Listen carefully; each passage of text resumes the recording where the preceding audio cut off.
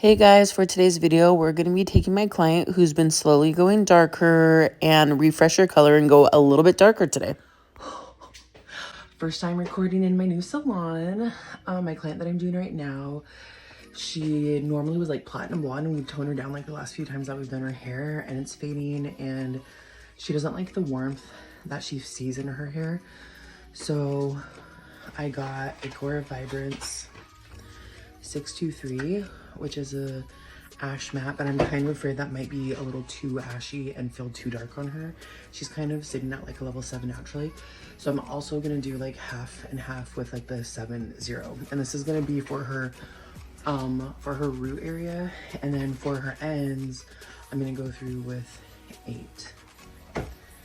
And that's what we're gonna do today, my new salon. Just kidding, I'm also gonna do just a little dash of 7-1 and with this 8 just to cool it down a little bit more. All right, so the first step that I'm going to do for her hair is spray her ends down and get them not like super wet, but just a little damp.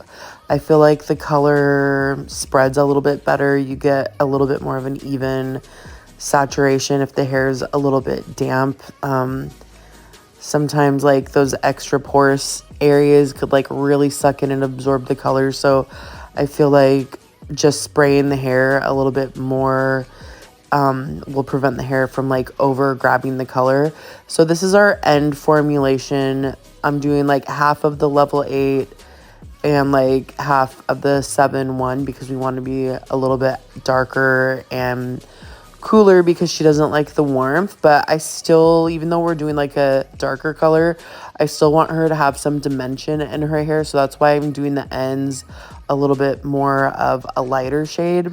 The reason why I'm doing the ends first is because I want to make sure that I have that lighter color on the end, because if I go through and do the darker color on the roots, and then, you know, when I'm going through and doing the end color as I'm parting the hair and moving, you know, the hair, whatever, if you got to clip the ends up and set it on top of the hair, whatever, sometimes those ends touch the root color, and then you can get like color transfer, or you can get little splotches where some of that dark root color hits the ends. And so I think it's best to go through and do the lighter color on the ends first, because then you already have the color sitting on the ends. You kind of have that barrier that you're creating, so that way if, you know, when you're parting the hair and then some of the ends touch the root color, or, you know, when you're combing and blending the color down, the ends are already covered. You don't have to worry about color transfer as much. So that's just the way that I like doing my color first, especially like when I'm going darker. I want to make sure that, you know, I preserve the lightness around the face and through the ends, because going darker, especially for somebody that previously was a platinum blonde, like that can be really scary. So even though she wants her roots and, you know, everything to be darker, that doesn't mean that she wants to feel like she's just a solid dark all over. So doing a little bit of a lighter shade around her face, you know, where the old blonde had grown out at, and through her ends will make her feel like she has just like a little bit more dimension in the hair still. So now we're gonna go through with the root color and we're gonna blend everything together. So I know it kind of looks kind of messy, but we're just gonna go through and do all of our roots, still do a nice, you know, maybe it doesn't look clean, but a nice application. See how I'm like going through and like combing everything. I don't have to worry. And see how I had the hair pinned up on top of the head? That's what I mean. Like if I didn't have my ends done yet and I'm pinning the hair up, that dark color on her roots could potentially hit the ends and make the ends darker, or put little like splotchy pieces, little cheetah marks on the hair if I didn't already have the ends saturated. So that's why I personally think it's a good idea to go through and do the ends first, to make sure that when I am combing the dark through the ends, I'm trying to make sure that I have a good blend but because the ends are already saturated, I'm don't have to worry that like the ends are going to grab too dark. So it's just going to be a nice color melt. Everything's going to blend together really nicely.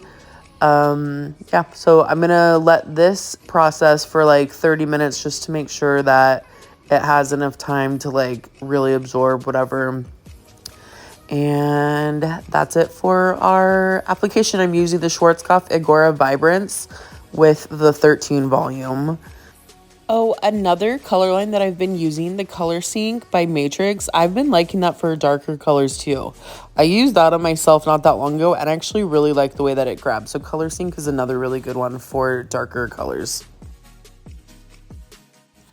All right, so here's her hair after washing it out. And you guys, man, Schwarzkopf colors, they kill it in the ash department. If you are afraid of warmth, if you have a client that doesn't want any warmth in their hair whatsoever, like, man, these ashy tones that they have, like, kill that warmth so nicely. But I promise you, though, you got to be really careful and learn how to play with them because they can go too ashy real quick if you're not careful. So I always make sure, especially with the ashy tones, to add some warmth or make sure I keep some warmth in my formulation, so that way it doesn't like grab too gray or too ashy or whatever. But yeah, so you can see I was showing her that she still has a little bit of dimension in her hair from that lighter formulation that we did through the ends. But this is like that 623, man. That is such a pretty like ash matte color. Here's her before again. You can see she just has too much warmth in there, and here's her after. It's a really pretty like chocolatey brown color, not too dark, still some dimension through the ends. Thank you guys so much for watching my first video that I'm uploading in my new salon. I'm so excited.